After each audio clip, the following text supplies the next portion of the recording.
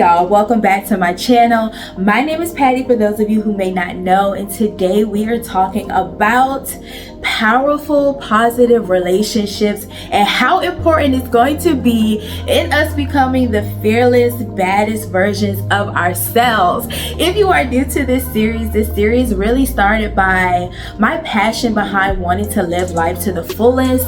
And I feel like for a lot of people, myself to be included, that it started off by having a lot of death around me in situations where people in my life were getting sick, and it launched this like, I gotta live, I want to do it all, because you just don't know. And because of that experience, I wanted to encourage people to not wait for those moments in your life to occur. Don't wait until you get a loved one that becomes sick. Don't wait until you become sick. You just never know what's going to happen in life, when you're going to get called home, who's going to get called home, and we don't have time to spare. So today's episode is all about the impact of having positive relationships in your life, especially as we are on this journey to being the fearless, baddest versions of ourselves. We talked about, writing the vision. We talked about what are our actual fears and identifying them. But now we're going to move into what do we need to start becoming actionable. And before we can get to the actionable steps, I thought it was very important that we talk about relationships. Y'all, if you are in the US especially, we are living in an epidemic of loneliness. They have statistical data that is proving that people are at their loneliest ever. I mean, there's so many people who are single, myself to be included, people who are even in relationships and still feeling this like emptiness and this sense of loneliness. And as we're embarking in this journey to unlock all these steps and unlock our fearless, baddest version of ourselves, we need to make sure that we have the right type of community, okay? A couple of Sundays ago, I was listening to a sermon from Elevation with Pastor Friennds, and he was talking about the importance of friendship. I'll actually link that down below for those of you who are fellow Christians and who are interested in it. And I felt so strongly about it. It's actually what helped to lead into today's episode, is that, y'all, we need the right people speaking into our ear. I will tell you that this past year has been really hard for me personally. After uprooting my life and moving to a new city 9-10 months after I lost my job, y'all. And when I tell you, if I did not have my family and my friends mentally, physically, and financially and spiritually, I would have not gotten through it.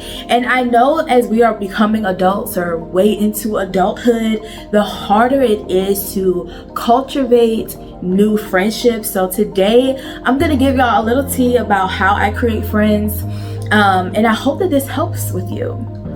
So the first step we're going to talk about today is the why. Why are friendships so important? Y'all, we were not created to live this life alone. You hear this saying over and over again, it takes a village to raise a child, but guess what? You also need that same village even into adulthood. You can be the most encouraging, upbeat person, which is typically how I would describe myself, but everybody has lows, okay?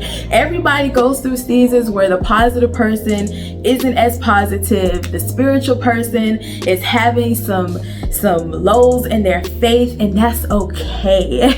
That is okay. Imagine lifting a table by yourself versus having 2 or 3 people with you to lift that table. And I feel like something that is significantly lacking is that people will say they want accountability until you actually receive accountability. Accountability can be very uncomfortable. You could be like, dang, I did say I was gonna go to the gym 3 days this week, and your homegirl hits you like, hey, cuz I didn't see you post. Did you walk today? Did you have that smoothie? It doesn't always feel good. Sometimes it can make you feel like you're being parroted. However, you go further when we are together. We know that we are stronger when we are together. Number 2 is creating a supportive network. And the way that I'm going to challenge you to do this is several different ways, okay? Hopefully I remember editing Baddie to add these listed down on the screen. But start with social clubs. I feel like social clubs are one of the like underrated ways to meet new people. I feel like it takes the pressure off. It's easy to mingle if you're not having a good conversation with one person and move on to the next. So definitely look up in your area what social clubs are there. The way I made all of my friends, honestly, in the Charlotte area was through social clubs. It was just going out to different events, hanging out with this person and seeing them again. All of those things really help. Two, gyms. I know y'all have seen the dating coaches and stuff all over the internet talking about where you could go to find like, you know, your quality or high earning a significant other. But even the gym, sharing common interests, finding people that share those common interests with you is going to be very key. I will also suggest for those of you who are spiritual or religious, or however you like to classify it, even church, going with people that's going to keep you accountable. Like, okay, you said you was going to read 5 chapters this week. Where are you? What do you have questions about? That can also be very impactful. Also, almost every major city has networking groups, whether they're like a young professionals networking group or networking groups depending on if you're in the medical field.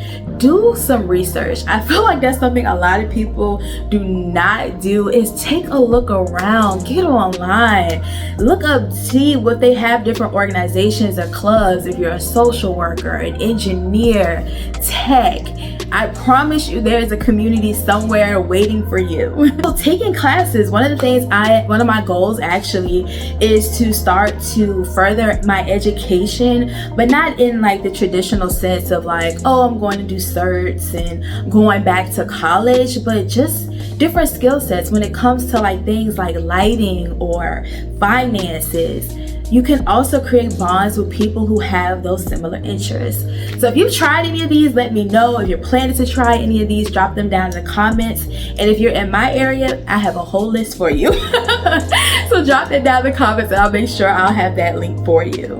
The third section we're going to talk about today is be a good friend. I feel like everybody wants this huge community and support and want people to lift them up. But are you being the friend that you really want? Are you showing up for people when you say you're going to? Are you flaky?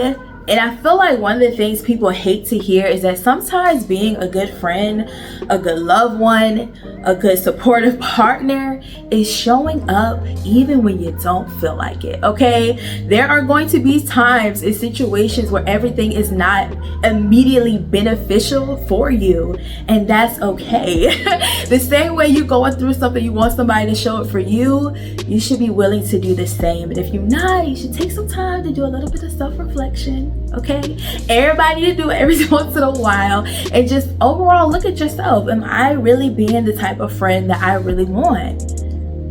It's a hard question to ask, but it's a necessary question. The fourth suggestion that I have for you is to changing up your environment. So I touched on it briefly, talking about going to social clubs, going to different types of gyms or fitness activities, but just even going to a coffee shop, getting yourself out of your normal everyday places that you go to, pulling yourself out of your normal routine and going somewhere where you always don't feel comfortable. Sometimes it pushes you. It'll push you to talk to more people, even if you're just asking somebody a question about the menu. Y'all, small talk, I know some people say they don't like it, but y'all, small talk is what really leads you to having those deeper conversations. You're not just about to walk up to a random person and be like, okay, tell me your life story. What is your deepest traumas? No. They start off very small, very gentle. You might bond over things like shopping or fitness or religion or clothing or hair. I mean, they could be very small things that help bridge those conversations into other areas. And lastly, I'm going to leave you with keep trying. I know that it's hard, okay? I know that it can be incredibly uncomfortable, but for you to really get far, you need people in your life that are going to be supportive of you. And it doesn't happen overnight. I think some of the studies say it takes almost like, one of my friends looked up a study recently.